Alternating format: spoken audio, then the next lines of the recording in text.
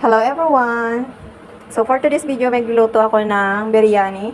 So yan, nag-prepare na ako ng chicken. So nalinis ko na siya ng salt and vinegar. So ito naman yung mga ingredients ko. So nag-prepare ako ng yogurt. So curcum or turmeric, masala powder, biryani spices, and then paprika, curcum, and then yung kusbara powder. And then nag-prepare na ako ng saffron. And then, meron ako ditong garlic and then ginger shredded already. And then, yung mint leaves, kusbara, and then yung tomato. Yung onion naman, ayan, so inilagay ko na siya dito. And then, naglagay ako ng 1 big spoon of oil. So, eto, nag-fry na rin ako dito ng onion. So, yung pang toppings mamaya. So, yan, nag-start na akong mag-isa. So, kapag ganito na yung kulay ng onion, pwede natin ilagay yung garlic and ginger.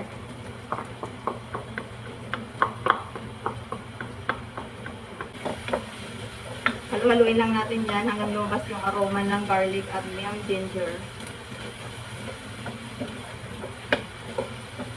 And after that, ilalagay na natin yung chicken.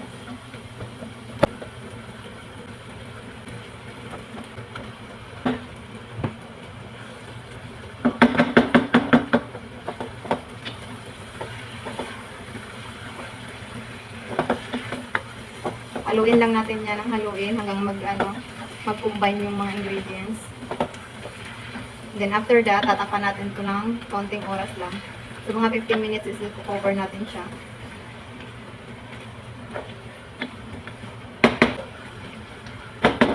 Cover muna natin ng 15 minutes. So after 15 minutes, balik pa rin natin yung chicken.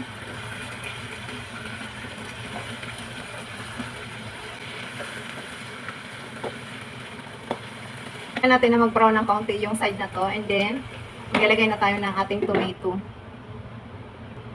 So after 15 minutes, so ito na, babalik pa rin na natin siya ulit. So ayan, nag-brown na yung side niya.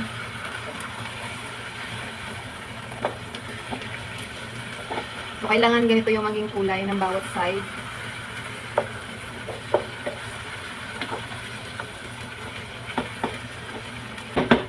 So, ngayon ilalagay na natin yung ating tomato.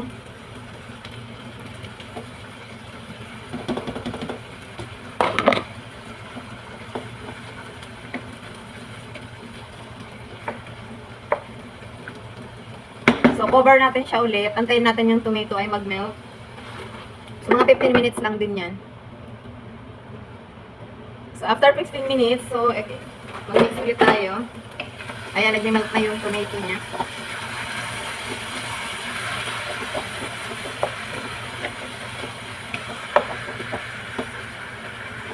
So, ayan.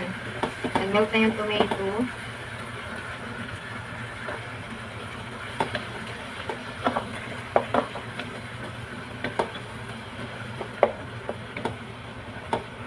So, ngayon naman, ilalagay na natin yung mint leaves natin. Ay, yung kusbara pala. Ito yung kusbara. So, maglagay mo lang tayo ng kaunti. And then, mint leaves. Yung kalahati na to, ilalagay natin to sa rice. And then, haluin natin.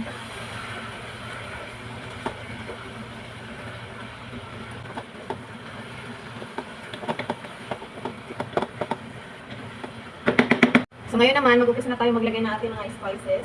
So, maglagay na ako ng biryani powder, masala powder, kusbara powder, turmeric powder, paprika powder, and then curcum powder, cumin. And then maglagay na tayo ng black pepper. Maglagay na din tayo ng salt. So isahan ng lagay na lang. And then mix natin.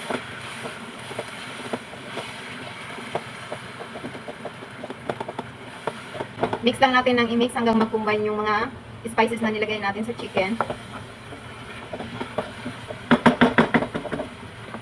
And now naman, maglagay tayo ng yogurt. Ilagay na natin yung yogurt natin. So, meron akong natirang yogurt. So, yung leftover. So, ilagay ko na rin dito. then maglagay ako ng 1.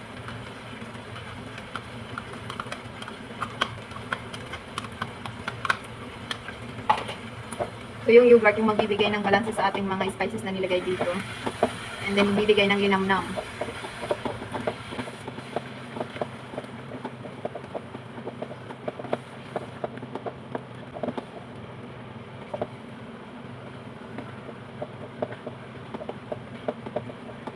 So after natin itong mix, so tapan natin muna ng konting oras.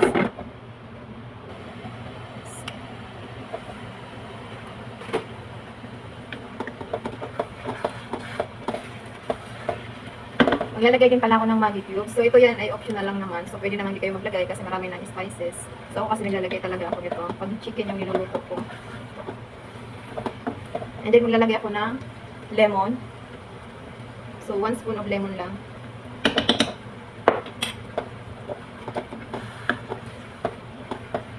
Haluin ulit natin.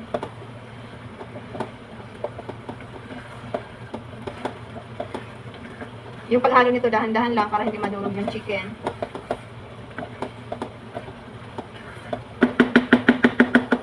Tapan ulit natin. So antayin lang natin ulit. So ayan, after 10 minutes, so mag-mix na ulit tayo. So ayan, pwede na tayo maglagay ng water.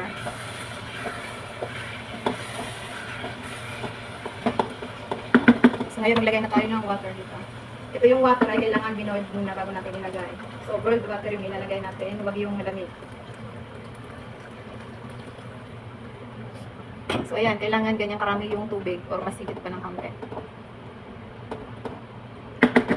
So ayan, tatapan na natin siya.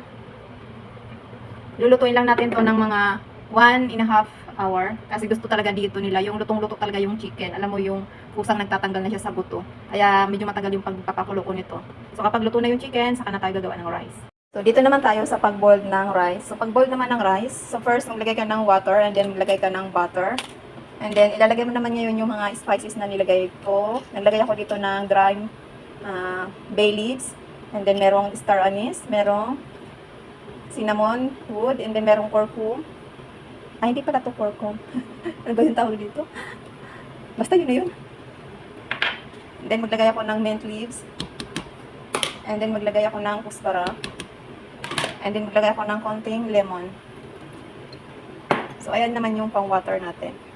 And then salt pala. Maglalagay pa ako ng salt. So ayan, maglagay tayo ng konting salt lang.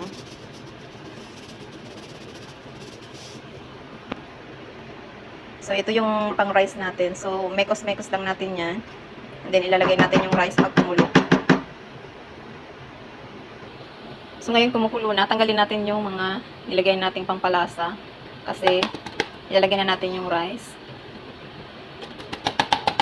Kailangan nating salain yun. Diba?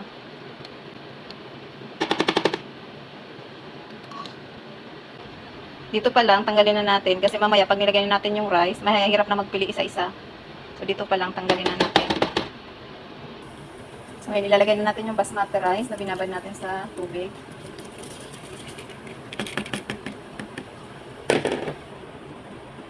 So, aluin lang natin. So, ito ay hindi natin ito iluluto ng masyado. So, half cook lang yung gagawin natin dito. Kasi mamaya, ilalagay natin to dito sa chicken. So, itatoppings natin siya. Kaya half cook lang yung luto natin sa basmati rice. So, mga ano lang to, mga 10 minutes lang to, okay na yan kasi nakababad naman yan. So, madali siyang lumambot. So, ayan, okay na yung ganito. So, luto na yan.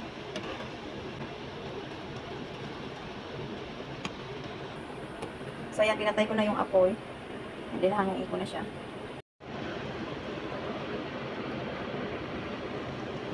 So, sa part na to, pwede naman kayong gumamit ng malaking salaan. So, ako kasi ang ginawa ko dyan talaga ay 1 by 1 kung ginawa yung ganito. So, di ba? Pinaraman ko talaga yung sarili ko dyan.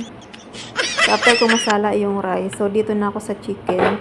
Luto na yung chicken, kaya ang gagawin ko dyan, tatanggalin ko muna yung chicken dito sa pinaka-sauce niya. Kasi nga, uunahin kong ilagay yung rice. Kasi pag nilagay kong una yung chicken, minsan nasusunog siya. So, ang tendency, ang pangit niyang tingnan pag sinerve na kasi nga may sunog yung ilalim. Kaya ang ginagawa ko dyan, inuuna ko yung rice. So, dito nilagyan ko siya ng kaunting water kasi nga medyo natuyo na yung pinaka-sauce niya. Kasi gusto ng mga amo ko, medyo na-absorb ng rice yung pinaka-sauce niya. And then, nagtanggal din ako ng kaunting sauce kasi ito yung ilalagay ko mamaya sa ibabaw ng rice. Ngayon, ilalagay natin yung rice. So, ngayon naman, ilalagay ko na yung rice. So, kalahati lang yung ilalagay ko dito. Sa ilalim yung kalahati. So, minimix ko siya dito sa sauce para naghalo talaga yung sauce sa pinaka-rice niya. Kasi yun yung gusto ng mga amo ko. And then, saka ko ngayon ilalagay yung chicken dito sa pinakagitnaan ng rice. Kasi nga, pag hinalo, para pagkatapos maluto yung pag hinalo siya, yung chicken ay buo pa rin. So, hindi siya nagkakanda durug-durug. Kasi kung ilalagay mo siya sa ilalim, pag hinalo nga yan, pagkatapos maluto, ay nadudurog talaga siya.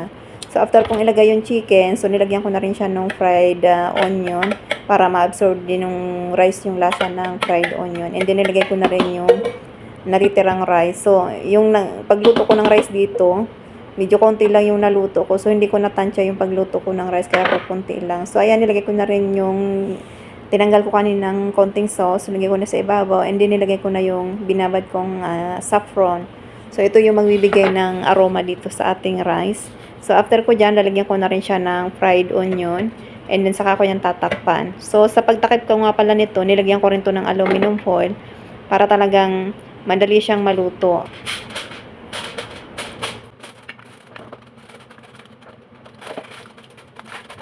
So, habang nag-aantay akong maluto yung rice, so nag-prepare naman ako dito na magiging salata niya. So, kapag rice yung pagkain nila, so kailangan lagi may salata. So, ito yung prepare ko dito. Nag-slice lang ako ng maliliit na cucumber, slice ko lang siya ng maninipis. And then, nag-mix ako dito ng dalawang yogurt. And then, sinangkapan ko lang to ng kaunting garlic. And then, ng black pepper. And then, ng salt. So, ito lang yung pinakasangkap niya dito. And then, after that, so, imekos-mekos lang natin to. And then, ilalagay na natin yung cucumber na in-slice ko. So, yan na yung magiging partner ng biryani rice dito. So, pag nag-serve ka, so, kasama yan sa isi-serve mo. So, ayan. So, after ko dito, so, ayan, tinignan ko na yung rice. So, luto na yung rice. So, ayan, nakita nyo, ang ganda niya, di ba, pagkatapos niyang maluto. So, parang ang sarap-sarap niya. Pero, ang sarap talaga niya, promise. So, yan yung paborito nilang niluto ko dito. So, lagi yan sila nagre-request yan. Kapag gusto nilang kumain ng rice, so, laging request nila ay biryani. So, ayan. So, nag-serve muna ako dito ng kaunti kasi si sir lang yung kakain. So, hindi kumain yung iba. Yung iba nagpunta ng labas. Kaya, yung nangyari dyan, so, nag-serve lang muna ako ng pagkain ay para lang kay sir. So, kinagabihan, so, kinain nila yung mga natirang rice na yan. So, wala talagang natira dyan after nung kinagabihan. So, yun yung naging dinner nila. So, yung tanghalian na yan, si sir lang muna yung binigyan ko ng pagkain. Kaya, yan, i-serve ko muna to kay sir. Kasama na dito yung niluto kong potato chips. And then, nagbigay ako ng sausawan niya. Saka, ito na yung cucumber salad. So, ganyan na yung pag-serve ko. So, i-serve ko nga pala to doon sa living room sa taas kasi doon kumakain si sir. So, yun yung tambayan niya. So, ayan lang. Thank you for watching. Bye-bye. See you again to my another vlog.